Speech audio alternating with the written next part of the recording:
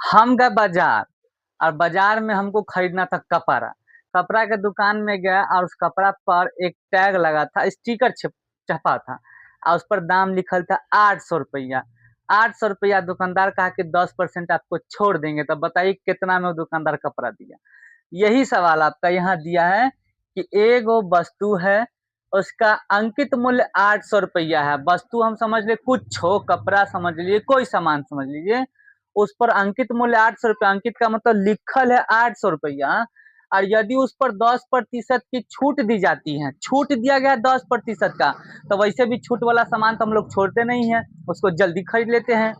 तो विक्रय मूल्य क्या होगा? तो बताइए उस सामान को कितना में बेचा गया होगा। ये सवाल है, ध्यान से आप समझिएगा, बनाइएगा।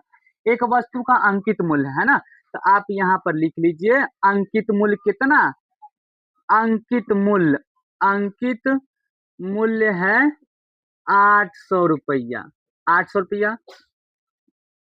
छूट दिया गया है, उस पर कितना छूट दिया गया हुआ है? 10% छूट दिया गया हुआ। तो अब वस्तु का विक्रय मूल्य बताइए। विक्रय मूल्य पहले आप क्या कर दीजिए, इसको यहाँ छूट जो दिया गया हो ना, 10% छूट दिया गया, तो अब उस वस्तु का कीमत निकालिए। तो वस्तु का कीमत का मतलब क्या? वस्तु की कीमत, वस्तु की कीमत कितना में हम खरीदे? तो 800 रुपया था और 10% का छूट मिला था। तो प्रतिशत को हटाएंगे तो बटा में होगा। अब इसको काटिए, 100 से ही कट गई 8 बार में, यानी कि 10 अठे 80 रुपया।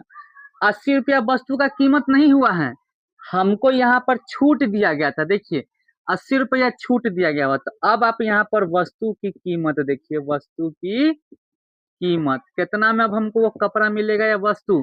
800 रुपया का था, 80 रुपया दुकानदार छोड़ दिया, तो हमको मिला कितना में?